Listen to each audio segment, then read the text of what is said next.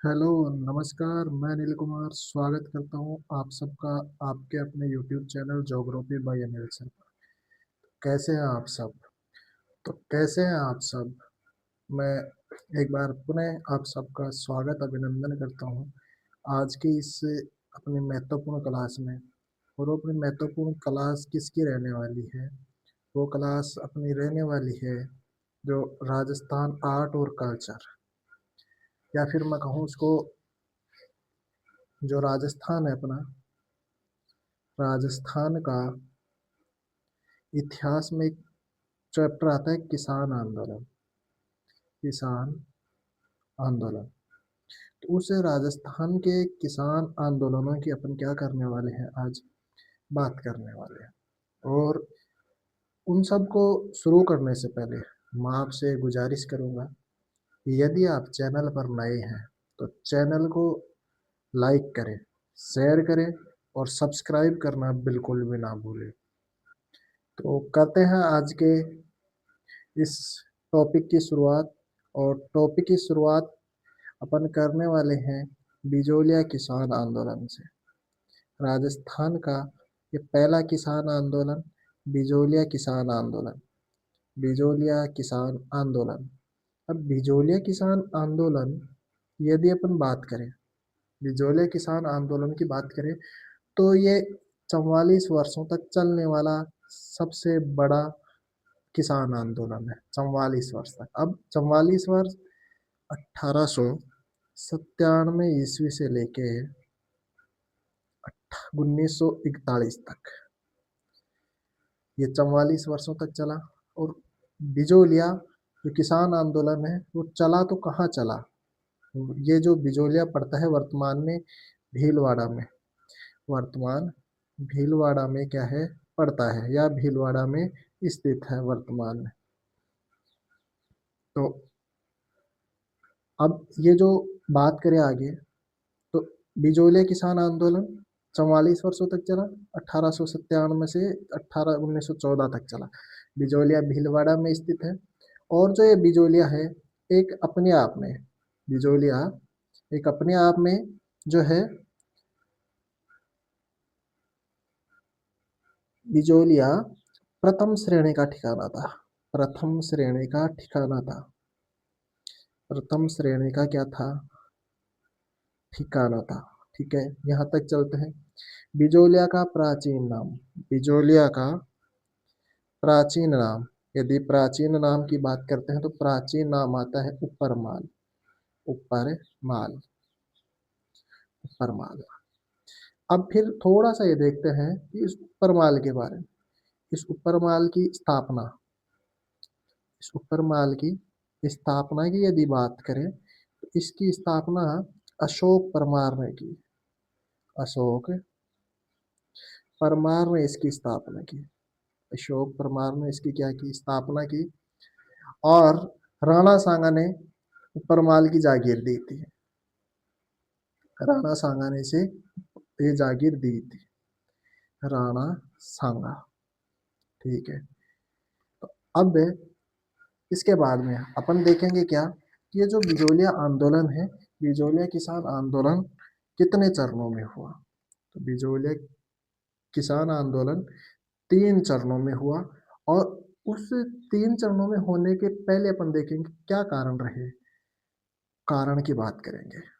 तो इनके कारण, ठीक है।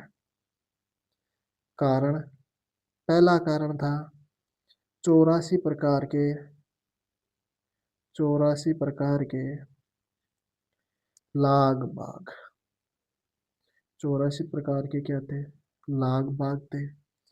दूसरा जो कारण था, दूसरा कारण की बात करते लाटा कोटा पद्धति थी।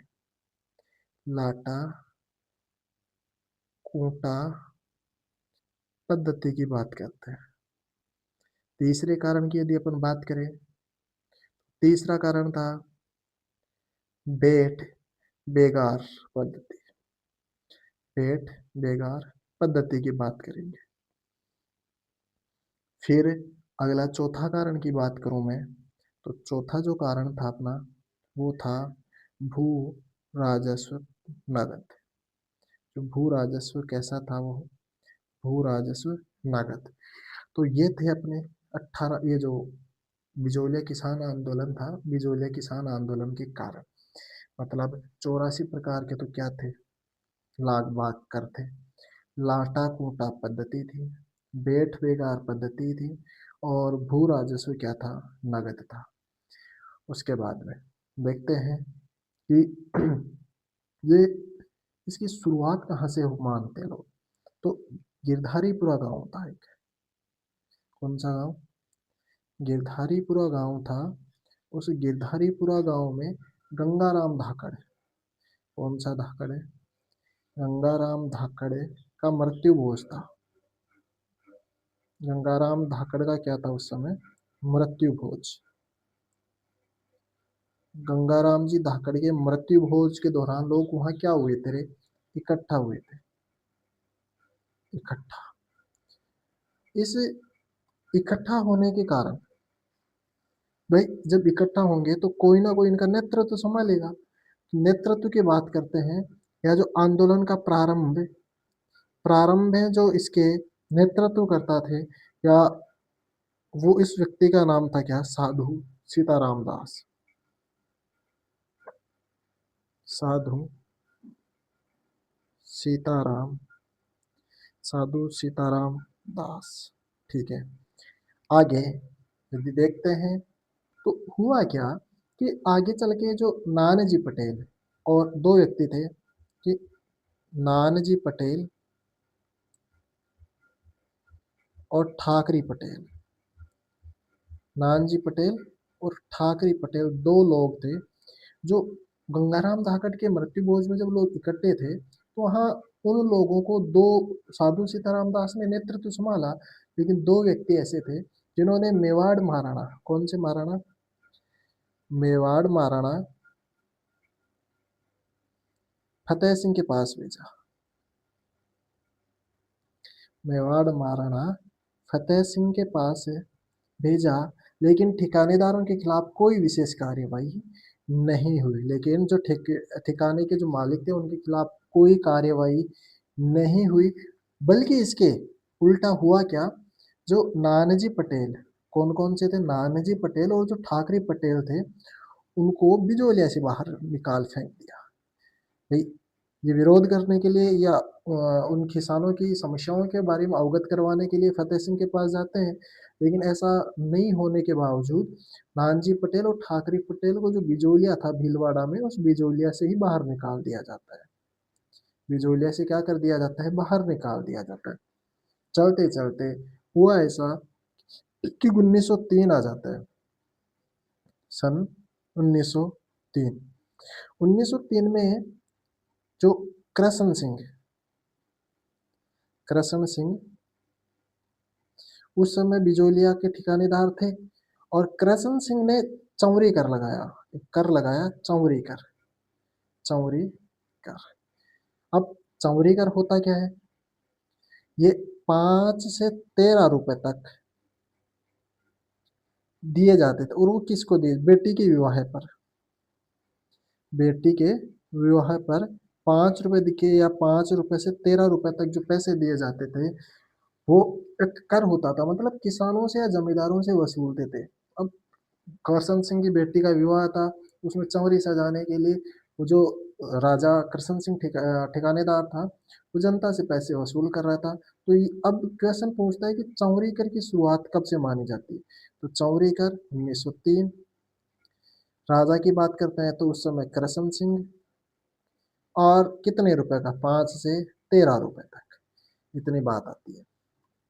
लेकिन आगे सुनना, जो चौरी कर था, उसे चौरी कर को कम करवाना बिजोलिया आंदोलन के किसानों की फर्स्ट विजय थी। मतलब चौरी कर को लगा तो दिया, लेकिन उस चौरी कर को समाप्त करवाना भी तो उन राजाओं का, जो लोग इकट्ठे हो रहे थे, उनका धर्म था।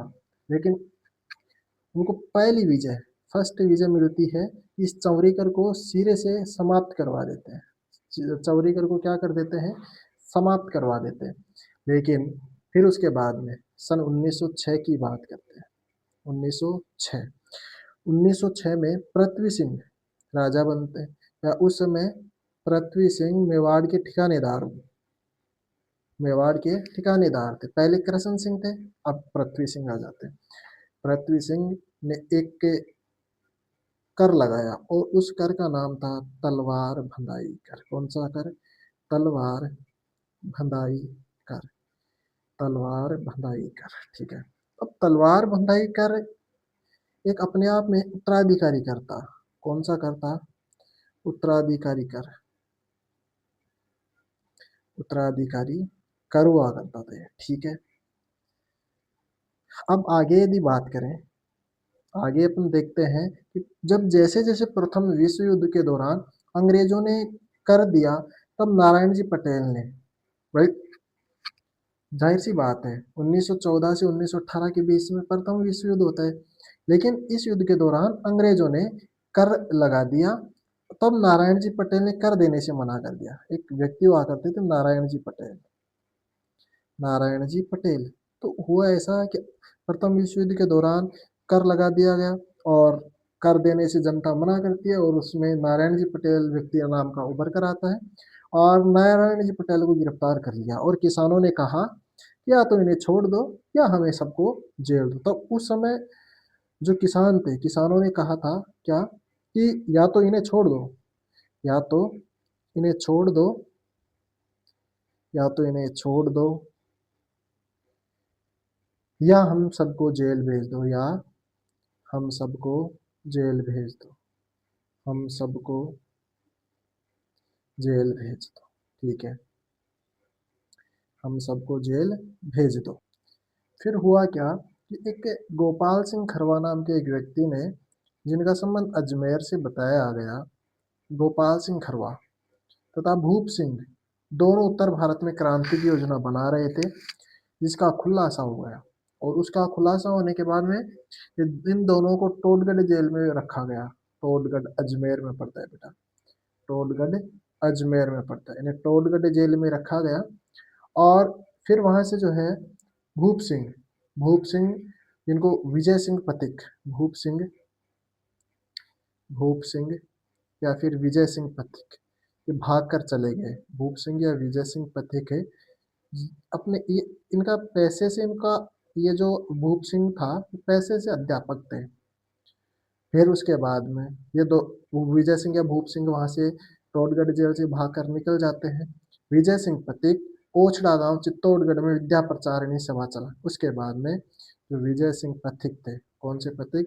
जो विजय सिंह पथिक थे, ये जो चित्तौड़गढ़ का ओछड़ा, चित्तौड़गढ़ का कौन सा था? चित्तौड़गढ़ का जो ओछड़ा नाम की जगह है, वहां ओछड़ा में विद्या प्रचारिणी नाम की एक सभा चलाने लगे। विद्या विद्या प्रचारिणी नाम की सभा। फिर हुआ क्या? 1916 में इसका पहला अधिवेशन होता है। 1916 में विद्या प्रचारिणी का पहला अधिवेशन होता है, और जिसे जिसमें यह कहा जाता है कि साधु सीताराम दास जी भी आए थे। साधु सीताराम दास भी आए थे, साधु सीताराम दास भी आए। फिर 1917 में ऊपरमाल पंच बोर्ड की स्थापना हुई। ऊपरमाल पंच बोर्ड की स्थापना हुई।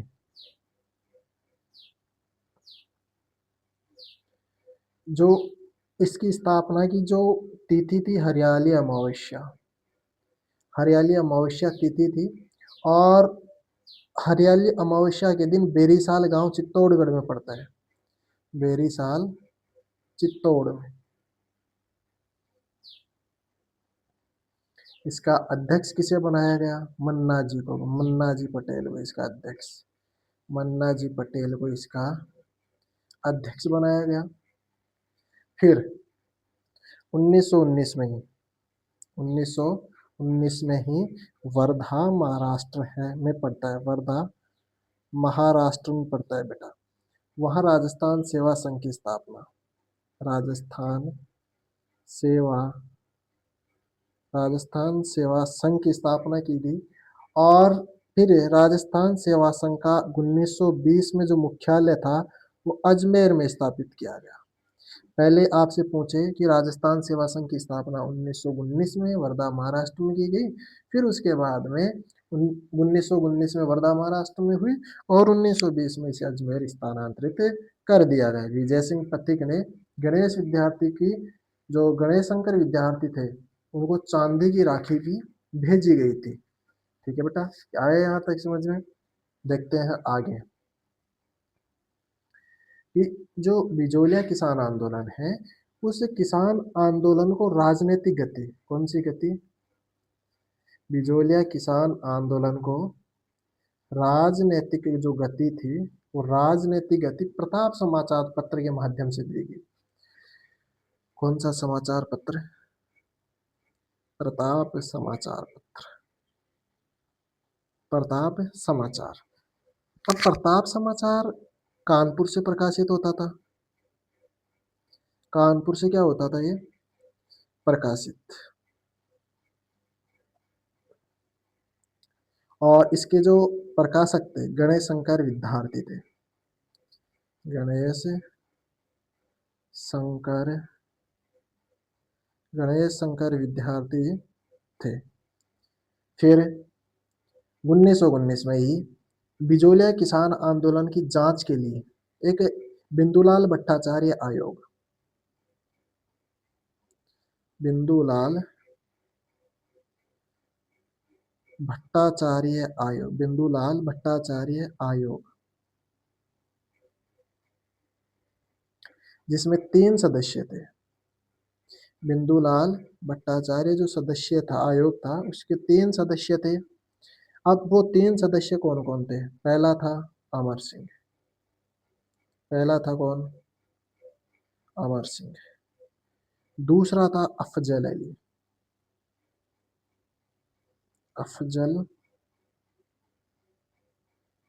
अली। तीसरा था बिंदुलाल। ठीक है, मतलब बिजोलिया किसान आंदोलन की जो जांच के लिए जो आयोग आया ना, वो आयोग था बिजोलिया किसान आंदोलन की जांच के लिए बिंदुलाल भट्टाचार्य आयोग। अब बिंदुलाल भट्टाचार्य जो आयोग था उस आयोग में 3 सदस्य आए। अब वो सदस्य कौन कौन से थे? वो 3 सदस्य अमर सिंह, अफजल अली और बिंदुलाल भट्टाचार्य। ठीक है, चलते हैं आगे। फिर अब इस आयोग की सुनवाई नहीं हुई, तो सुनवाई नहीं हुई तो राजपूताना मध्य भारत सभा में एक भवानी दयाल का नेतृत्व में स्वयं आयोग बैठाने की बात रखी गई, लेकिन ये महाराणा जो थे उन्होंने इस आयोग को बैठाया और इस आयोग में भी 3 सदस्य थे। उनका नाम एक बार देखते हैं, राज सिंह बैदला, राज सिंह बैदला, राज सिंह बैदला, तख्त सिंह मेहता, राज सिंह बैदला, तख्त सिंह मेहता, रमाकांत मालवीय, रमाकांत मालवीय। ठीक है, 1919 में कांग्रेस का एक अधिवेशन होता है। 1919 में कांग्रेस का अधिवेशन होता है, कांग्रेस का अधिवेशन होता है अमृतसर में। अमृतसर पड़ता है बेटा पंजाब में।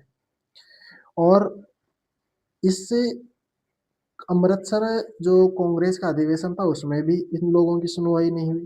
फिर उसके बाद में 1920 में कानपुर अधिवेशन होता है, सॉरी नागपुर अधिवेशन होता है, नागपुर अधिवेशन। भी लोग 1919 का कांग्रेस का अमृतसर अधिवेशन था उसमें भी लोग गए, लेकिन इन लोगों की मांगे नहीं मानी गई। फिर 1920 का नागपुर अधिवेशन हुआ और उस नागपुर अधिवेशन में कौन कौन शामिल थे? तो उस समय नागपुर अधिवेशन में जो व्यक्ति थे उनका नाम देखिएगा एक बार, वो थे कालूराम, कालूराम, गोकुलराम, कालूराम, गोकुलराम और नंदलाल ने प्रदर्शनी लगाई। प्रदर्शनी लगा के लोग आ रहे थे जा रहे थे, उनको दिखाने के लिए क्या करते हैं, ये इस आंदोलन की लेकर प्रदर्शनी लगा देते हैं। फिर आगे होता क्या है, गांधी जी ने इस आंदोलन को देखा या इस प्रदर्शनी को देखा तो लोग के जो है हुआ क्या, गांधी जी ने आंदोलन की जांच के लिए महादेव देसाई को भेजा। किसको भेजा? महादेव देसाई को। किसने भेजा? महादेव देसाई को गांधी जी ने। और महादेव देसाई ने को भेजा और आंदोलन को आशीर्वाद प्रदान किया। फिर उसके बाद में जो 1922 आता है, सन 1922, सर होलैंड बिजोलिया आए। सर जो होलैंड सर होलैंड बिजोलिया आए। बिजोलिया पड़ता है भीलवाड़ा में, ठीक है बेटा। और उनके साथी थे 3 लोग। साथी जो थे उनके साथ, उन साथियों की चर्चा करें तो विल्किंसन आजलवी, विल्किंसन आजलवी, प्रभाष चंद्र चटर्जी, प्रभाष चंद्र चटर्जी, बिहारी दास, ये लोग शामिल थे। और फिर बात यह है कि आगे चल के किसानों की ओर से नारायण जी पटेल, मोती चंद या माणिक्यलाल वर्मा, राम नारायण चौधरी आते हैं। लेकिन फिर इसके बाद में होता है क्या, सर पैट्रिक जो होलैंड था तो 35 प्रकार के समझौते करके गया, लेकिन ठिकानेदारों ने ये नहीं माना। 35 प्रकार के करों के बारे में तो बातें हो गई, लेकिन जो ठिकानेदार थे उन ठिकानेदारों ने ये बातें नहीं मानी। ठिकानेदारों ने ये बात नहीं माने। फिर 1926-27 में विजय सिंह पथिक इस आंदोलन से अलग हो जाते हैं। विजय सिंह पथिक जो थे इस आंदोलन से अलग हो जाते हैं। अलग होने के बाद में इस आंदोलन का नेतृत्व था जमनालाल बजाज। इस आंदोलन का नेतृत्व जमनालाल बजाज, जमनालाल बजाज, हरिभाऊ उपाध्याय, हरिभाऊ उपाध्याय, माणिक्यलाल वर्मा, माणिक्यलाल वर्मा, इसका नेतृत्व सौंपा गया। अब हुआ क्या, जब 1941 में माणिक्यलाल वर्मा सर टी राघवाचार्य के साथ समझौता करते हैं और एक पुस्तक छापते हैं, और उस पुस्तक में दिखाई दिया क्या, उस पुस्तक का नाम था, माणिक्यलाल वर्मा की एक पुस्तक थी, मेवाड़ का वर्तमान शासक। मेवाड़ का वर्तमान शासक, ये पुस्तक किसकी है? माणिक्यलाल वर्मा की। इसी पुस्तक में या माणिक्यलाल वर्मा का एक गीत आता है पंछीड़ा। माणिक्यलाल वर्मा का क्या आता है, गीत पंछीड़ा गीत आता है। फिर उसके बाद में थोड़ा सा अपन और देखते हैं इस बिजोलिया किसान आंदोलन को। अब बिजोलिया किसान आंदोलन के चरणों की बात करते हैं, या फिर मैं ये कहूँ कि 3 जो चरण थे उन चरणों की अपन बात करें।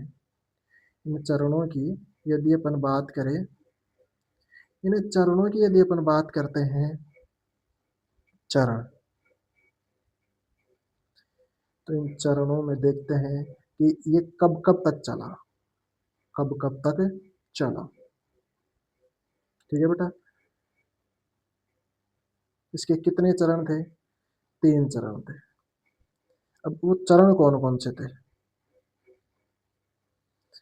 पहला 1897 से, पहला जो चरण था 1800, पहले चरण की यदि अपन बात करें 1800, सॉरी एक सेकंड, इनके जो चरणों की बात करेंगे तो पहले जो चरण की डेट आती थी 1897 से 1914 के बीच, फिर 1914 से 1923 के बीच, और फिर अगला 1924 से 1941 के बीच। ये इनके क्या थे?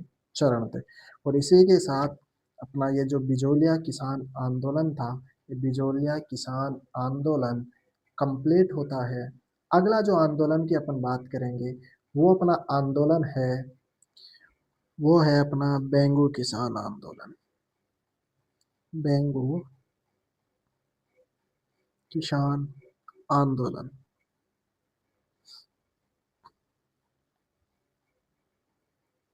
वर्तमान में चित्तौड़गढ़ में है। बेंगू कहाँ है? चित्तौड़गढ़ में। अगला बिंदु अपना बनता है कि मेवाड़ श्रेणी का प्रथम श्रेणी का ठिकाना था। मेवाड़ श्रेणी का जो प्रथम श्रेणी का ठिकाना था, प्रथम श्रेणी का क्या था, ठिकाना था। फिर इसमें आगे क्या आता है, इसका अगला बिंदु यह आ जाता है कि जो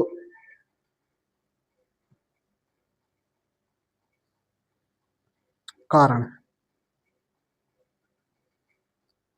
वहां 84 प्रकार के करते बिजोलिया में, यहाँ 53 प्रकार के करते, 53 प्रकार के लाग बाग, 53 प्रकार का लाग बाग। फिर दूसरा कारण आता है तो लाटा कूटा पद्धति, लाटा कूटा पद्धति। अगला भू राजस्व, भू राजस्व नगद, ये यहाँ के क्या थे, भू राजस्व यहाँ के क्या थे, कारण थे। इसका जो नेतृत्व किसने किया, बेंगू का, बेंगू का नेतृत्व राम नारायण चौधरी ने किया, राम नारायण चौधरी ने, राम नारायण चौधरी ने इसका क्या किया बेटा, नेतृत्व किया। राम नारायण चौधरी का जो संबंध है वो नीमका थाना से आता है, नीमका थाना से। हुआ क्या कि दामोदर दास से मिलने गए लेकिन कोई सुनवाई नहीं हुई, दामोदर दास से मिलने गए और फिर सरकारी न्यायालयों के बहिष्कार की घोषणा कर दी गई। अंग्रेजों ने जो फतेह सिंह था, उस फतेह सिंह को हटा दिया। मेवाड़ महाराणा कौन था, फतेह सिंह। उस मेवाड़ महाराणा फतेह सिंह को तो हटा दिया गया और मेवाड़ का नया महाराणा भूपाल सिंह को बनाया गया, भोपाल सिंह को नया महाराणा बना दिया गया। फिर 1922 में विनय सिंह ने बेंगूस के ठाकुर अनूप सिंह के साथ समझौता किया और फिर इसे बोलेस्विक समझौते का नाम भी दे दिया गया था। फिर जैसे आगे बात करते हैं तो भोपाल सिंह ने अनूप सिंह को पद से हटाकर अमृता लाल को बेंगू का प्रशासक बनाया। मतलब फिर क्या है, अंग्रेज जो थे भोपाल सिंह को भी हटा देते हैं और इसको हटाने के बाद में अमृतलाल को बेंगू का प्रशासक बना दिया, अमृतलाल को बेंगू का प्रशासक बना दिया गया, बेंगू का प्रशासक बनाया गया। ये वन लाइनर क्वेश्चन बनते हैं बेटा। फिर उसके बाद में ट्रेंच आयोग 1923 में आता है और किसानों की सभा चल रही थी और गोविंदपुरा नामक स्थान पर ये इसमें 1923 में किसानों की सभा होती है और ट्रेंच आयोग ने वहां पर गोलियां चला दी, जिसमें रूपा जी और कृपा जी क्या हो जाते हैं, रूपा जी कृपा जी उसमें मारे जाते हैं। और 1925 में समझौता होता है। और फिर बात ये आ जाती है कि इन किसान आंदोलनों में बेंगू और बिजोलिया में कौन सी जाति के लोग थे, तो उसमें धाकड़ जाति के लोगों का क्या था बेटा, धाकड़ जाति के लोगों का बाहुल्य था। मोस्ट क्वेश्चन बनता है कि किस जाति से संबंधित थे यहाँ आंदोलन करने वाले, तो वो थे धाकड़ जाति से। तो ये अपने आज की क्लास के, आज की क्लास के बेटा दो महत्वपूर्ण जो बिंदु थे वो क्या क्या थे। एक था अपना बिजोलिया किसान आंदोलन, बिजोलिया किसान आंदोलन, और जो दूसरा था बिजोलिया किसान आंदोलन और बेंगू किसान आंदोलन, बिजोलिया और बेंगू, बेंगू, ये अपने दोनों बिंदु कंप्लीट होते हैं। और यदि आप चैनल पर नए हैं, यदि आप चैनल पर नए हैं तो जो अपना चैनल है geography bye Anil Sharma, geography bye Anil sir, इस यूट्यूब चैनल को, यूट्यूब चैनल को सब्सक्राइब करें, वीडियो को लाइक करें और शेयर करें, ताकि जो आने वाली क्लासें हैं, आगे की जो आने वाली क्लासें हैं, उन क्लासों का नोटिफिकेशन है आपको इन्फॉर्मेशन हो सके। मैं एक बार पुनः आपसे गुजारिश करूंगा कि इस चैनल को लाइक करें, शेयर करें और सब्सक्राइब करना बिल्कुल भी ना भूलें, क्योंकि आपका एक लाइक, एक सब्सक्राइब और एक कमेंट ही मेरे लिए क्या है, ऊर्जा के रूप में काम करता है। ताकि मैं आने वाली जो क्लासें होंगी वो बहुत शानदार तरीके से अच्छा कर पाऊँ। तो मैं उम्मीद करता हूँ आप सबको ये क्लास अच्छी लगी होगी, और अच्छी लगी होगी मतलब आपको क्या करना है, शेयर करना है, कमेंट करके मुझे बताना ज़रूर कि क्या कमी रह गई या फिर कौन से बिंदु किस तरह से समझाना चाहिए था। और मैं उम्मीद करता हूँ कि आने वाली क्लास इस क्लास से भी बेहतर होगी। तो मैं उम्मीद करता हूँ आपने चैनल को लाइक किया होगा, शेयर किया होगा, सब्सक्राइब भी किया होगा, ताकि आगे आने वाली क्लासों का नोटिफिकेशन आपको मिल सके। तब तक के लिए मैं आपसे अलविदा। जय हिंद, जय भारत, जय जवान, जय किसान। Thank you.